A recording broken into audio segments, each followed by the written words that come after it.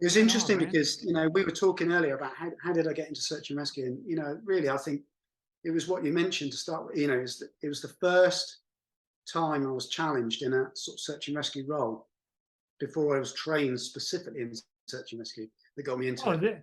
this is kind of like your very first search and rescue case, isn't it? That's right. Yeah. Yeah. Okay, I'm excited. Yeah. So I was trained as a crewman. It was my first operational tour outside of training. So I just joined my new squadron. We did a bit of a workup. So yeah, you've passed your driving test. Now we're going to teach you how to drive properly. Like get in the aircraft, do things differently, expand it. I'm like, yeah, okay, I'm up with this. And that's how we went. And we were on, and then all of a sudden, we're on an aircraft carrier, HMS Invincible, and we're heading down the Mediterranean.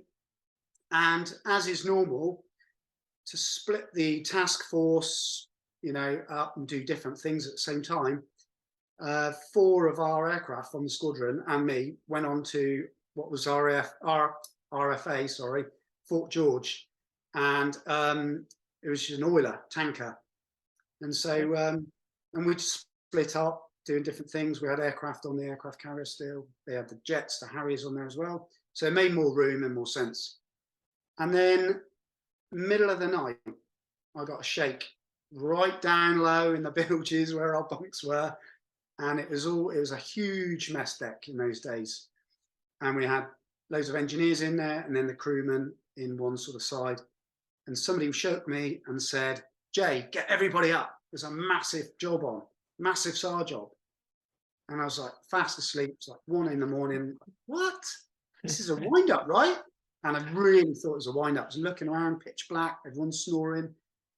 So I got my flying overalls on, got my socks on, and I ran around the corner, nobody there. I ran upstairs to see who was winding me up. Because, like we were talking about earlier, messing about, playing jokes on each other, it was rife. So I was like, this is a wind up. What's going on? And I went all the way up into the briefing room, and there was about 4 people there starting to get this information in. And I said, what's going on? And they said, there's a ferry that's gone over in the middle of the night.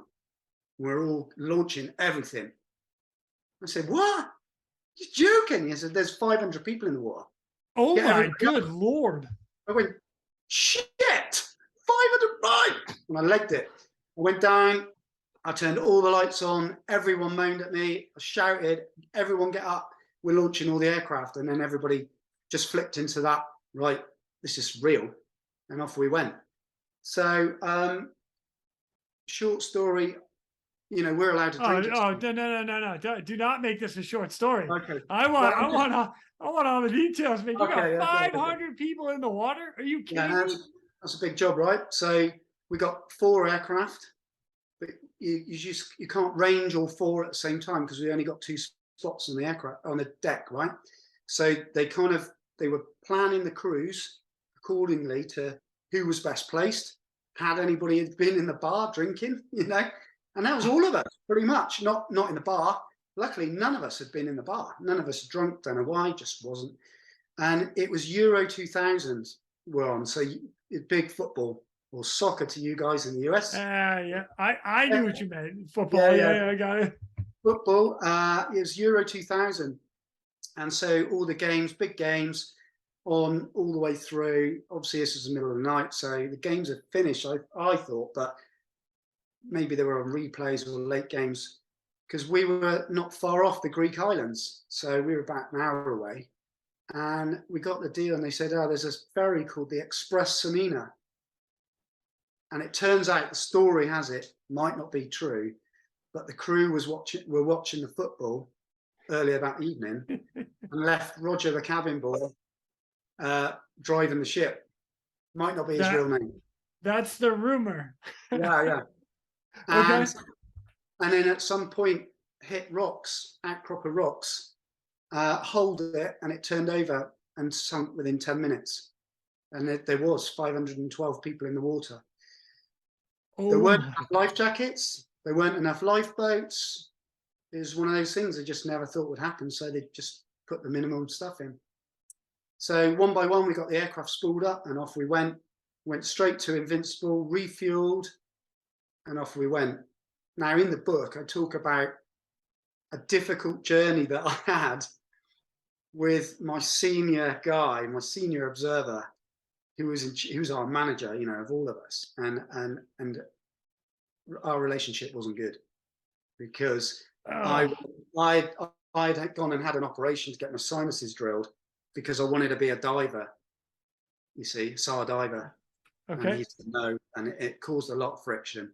And I was crewed up with him, and I just thought, oh man, how is this going to go? I've been on the shitty jobs list now for weeks, uh, and to be honest, it was the making of our relationship. And he is an ace guy, Chris Webb. Everyone will say the same. Absolute top guy. So we refueled and launched, and it was pitch black, and the sun was coming up, and it, you know, luckily it was close to shore, and it turns out a lot of the village boats from all the villages, they'd all come out and just been pulling people out of the water. So we started Oh, looking, wow. and we were just airborne for hours. And Chris put me down to many little islands where there was life rafts, Yeah. and it was weird, eerie, quiet, still, and just everyone's shoes left in a pool in each of these life rafts because that's what you're told to do, take shoes off. But there was nobody there, just life rafts and shoes. So we carried on flying around, and then we'd spot a life jacket or something floating, and I'd get put down just to make sure there's nobody on it. It's like, no, nothing. And then the real deal started. Things started popping up, and the sun was coming up, and there was helicopters everywhere. So just before that, there was a group of survivors on the rocks, and two of our aircraft on the carrier had gone to them, and they were taking it in turns to pluck them off the rocks, but the waves were battering them, so people were getting lost one by one. And unfortunately, also you could see that it was every man for his life, and they were pushing women and children out of the way to try and get rescued. So those guys had a real deal trying to get people off. But we were Wow. there in this sort of channel between all the islands, and the water was flowing. And I made two mistakes that day, or one big one, which I'll put out there now as advice to future guys. It was the Med, right? So it was going to be lovely and warm. Yeah, it was nighttime. So I decided not to go in my immersion suit, and I went just in my overalls. Oh, And it was cold. It was colder than I expected. And of course, I didn't have any buoyancy, which was a real trouble, real snag yeah. for me. I was attached to the winch wire because I wouldn't train not to be, as search and rescue divers are. So I was on the winch wire. So the guys in the aircraft are obviously having to give me a bit of slack, not too much. And we spotted someone, and we went to he was a chef. And you could see as we got closer, Chris winched me down to him. And for some reason, I just decided I'm going to take one rescue strop and what we call a grab it hook, which you can adjust, attach to baggage or whatever, Oh, nice. I'm not actually familiar with that. Yeah, so we've got a grab it hook in the toolbox as such. So I took a grab it hook because I knew it was going to be difficult, and he looked dead. And then this is really difficult. When I replayed this story when I was writing the book, the emotions came out for the first time, and we're talking like 10 plus years later. And that was the Yeah. first time I'd visited those emotions properly. And that's hard to deal with. So I've learned from that, and it's good because talking about this stuff's good, right? Oh, yeah. I must have spent 10 minutes in the water with the chef because he had chef whites on, the checkered pants and Yeah. white top, fighting with him because he was locked solid in that position, trying to keep himself warm, and had died that way. And so he was completely, frozen solid like that. Trying to get a rescue strop on somebody like that, it feels like they're fighting you because their arms keep coming back. And that was hard work. And what I really remember vividly, which was really awkward, was his eyes were open, and the seawater makes people's eyes go completely black.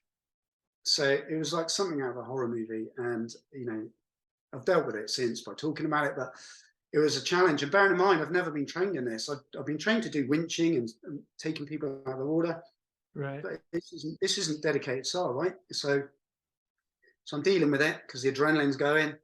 I'm kicking my legs, no fins, like, you know, the proverbial duck or swan, giving it loads just to try and stay afloat and keep this guy and get him in a strop. I got the grab it hook on his belt, told Chris, give him the thumbs up and said, winch me up. We got to the door and I could realize his belt was about to snap. We got him in the door, thank goodness. Oh, wow. Got him in the aircraft. And as soon as we'd done that, one of the pilots said, there's another one. And so straight back down, another one. Got a big lady in the aircraft, had to redress her. Then there was another one. Again, 3, 4. Okay, guys, we're full now. These guys are in the back of the aircraft, and as you might know, I've got 4 people in the back. They're way beyond resuscitation. Hadn't really been taught resus in those days. Yeah. And of course, again, like a horror movie, they're just frothing at the mouth with the vibration of the Sea King, and of course they're full of seawater. So that was my introduction to search and rescue. And a harsh Holy one was, really. shit. Yeah. For some reason, I wanted to go and do more of it.